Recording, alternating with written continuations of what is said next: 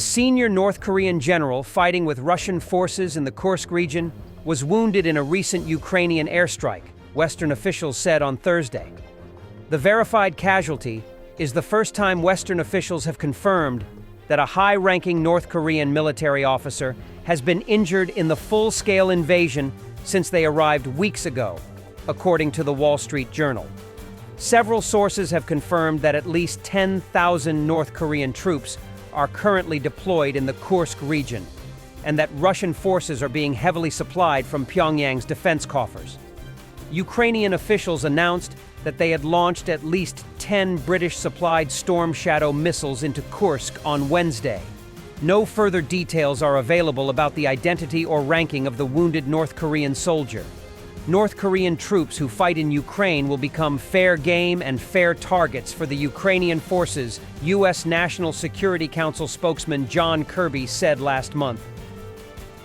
Usually well-informed channel Dossier Fiona reported about the recent Storm Shadow strikes in the Kursk region.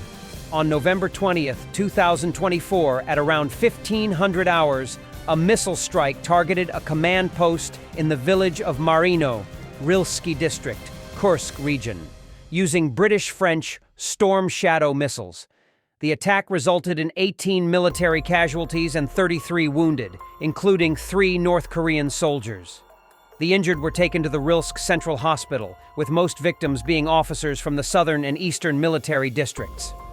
At the time of the strike, Lieutenant General Solochuk, the deputy commander of the Leningrad Military District, was present at the command post, though his condition remains unknown.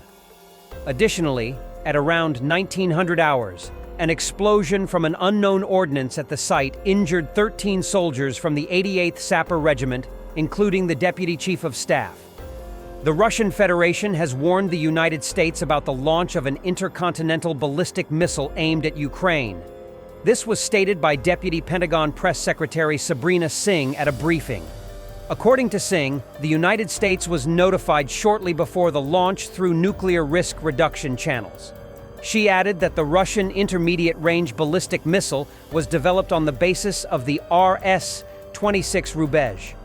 Militarny reported recently that on the morning of November 21st, Russia attacked the city of Dnipro with missiles of various types, including an intercontinental ballistic missile of an undetermined type.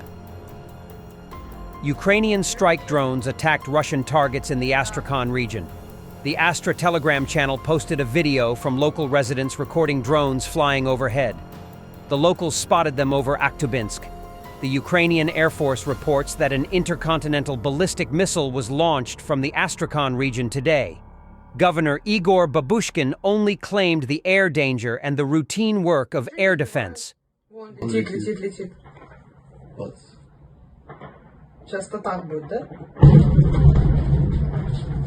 A Russian BMP-3 explodes into pieces in the Pokrovsk direction. The BMP-3 is a Russian infantry fighting vehicle known for its amphibious capabilities and heavy armament, including a 100mm gun and 30mm autocannon.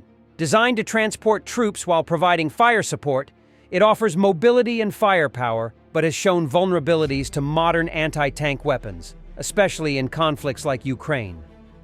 Warthog drone team within the 24th Mechanized Brigade destroyed several pieces of Russian equipment, among them a T-90M, T-72, BMD-4, BMP-3, T-80, and an MTLB.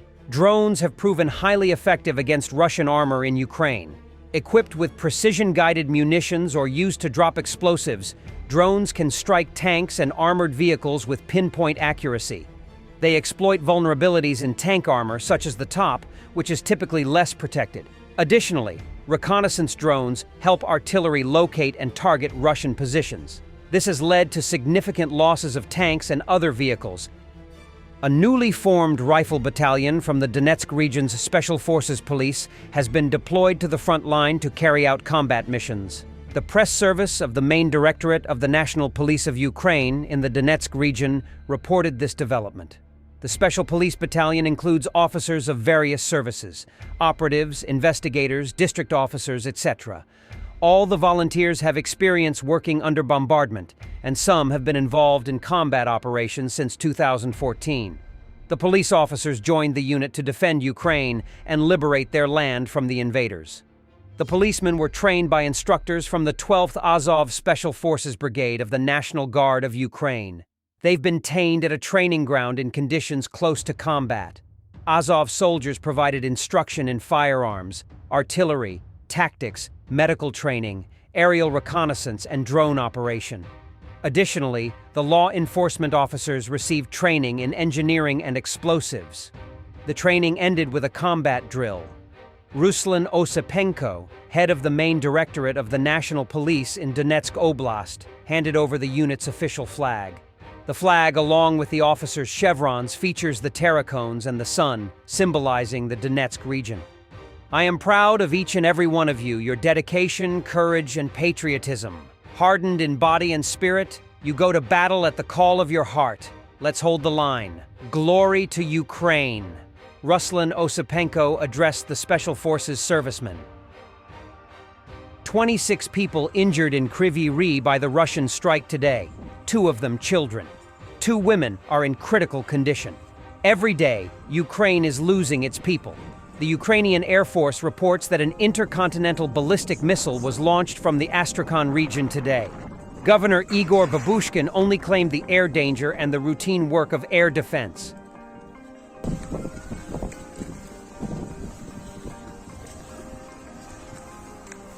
Chinese banks have tightened checks on payments from India, the UAE, and Hong Kong, trying to identify a Russian trace in them, business representatives told Izvestia. It is becoming increasingly difficult to make payments. Credit institutions analyze shipping documents, who the goods are going to, where and why, says Alexei Razumovsky, commercial director of Empire Rus. According to him, such enhanced checks were previously introduced for transfers through Turkey and the CIS countries, but now they have spread to other countries. Ilona Gorsheneva-Doluts, a representative of Apora Rossi in China, confirmed this. According to her, banks require that goods be shipped to the country from which the money came. By tightening control, organizations are trying to avoid secondary sanctions, explained Ekaterina Kizevich, CEO of Atvira, and an expert practitioner in foreign economic activity. Chinese banks are tightening the screws before Donald Trump comes to power, so the situation will not improve in 2025, warned Alexei Poroshin, CEO of JSC First Group. He recalled that Trump declared a trade war on China long ago, and local banks will not take risks so as not to give the new American administration a reason for sanctions. However, there are still options for sending payments to China, says Poroshin. For example, direct transactions from regional Russian banks to Chinese banks are still going on. Payments are also made through Malaysia and Indonesia. Thanks for watching, and don't forget to subscribe. Also, if you want to support Warthog Defense, please become our member and get early access to new videos, exclusive members-only videos, and become administrator in comment section. The membership link is in the description.